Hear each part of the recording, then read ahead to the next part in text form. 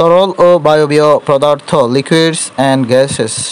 ঘনত্ব বস্তুর একক আয়তনের ভরকে তার উৎপাদনের ঘনত্ব বলে। ঘনত্ব একটি স্কেলার রাশি। চাপ কোনো পৃষ্ঠে একক ক্ষেত্রফলের উপর লম্বভাবে প্রযুক্ত বলের মানকে চাপ বলে। চাপ একটি স্কেলার রাশি। চাপের একক হলো প্যাসকেল। ধাক্কা চাপের জন্য কোনো ক্ষেত্রে মোট যে বল প্রযুক্ত হয় তাকে ধাক্কা বলে। মোট বল বা ধাক্কার ক্ষেত্রের সঙ্গে লম্বভাবে ক্রিয়া করে।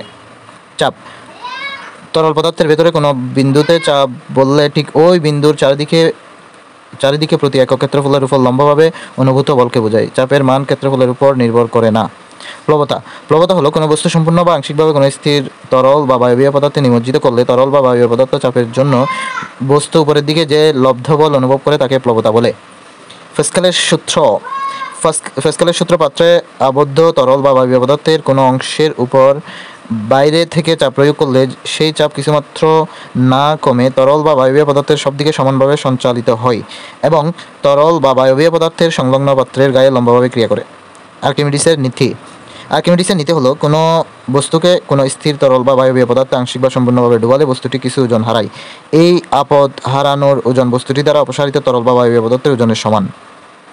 বস্তুর ভাষা ও নিমজ্জনের কারণ কোনো বস্তুকে যখন কোনো তরল পদার্থে ডুবানো হয় তখন ওই বস্তুটির উপর দুটি বল ক্রিয়াশীল হয়। বস্তুটির ওজন সরাসরি নিচের দিকে ক্রিয়া করে এবং তরল পদার্থের চাপজনিত লব্ধ বল উপরের দিকে ক্রিয়া করে। দুই বল একই সরল রেখায় বরাবর বিপরীত দিকে ক্রিয়া করায় বস্তুটি তরল পদার্থে ডুববে না ভাসবে তা এই বল দুটির উপর নির্ভর করবে। এখানে তিন ধরনের ঘটনা ঘটতে পারে। প্রথমত বেশি অর্থাৎ তরল পদার্থের ওজন কম, ফলাফল বস্তুটি তরলে ডুবে যাবে যদি বস্তুর ওজন বেশি হয়। আবার বস্তুর ওজন কম হলে তরল পদার্থের ওজন বেশি হলে বস্তুটি তরলে ভেসে থাকবে। সমান হলে বস্তুটি তরলে সম্পূর্ণ নিমজ্জমান অবস্থায় ভাসবে।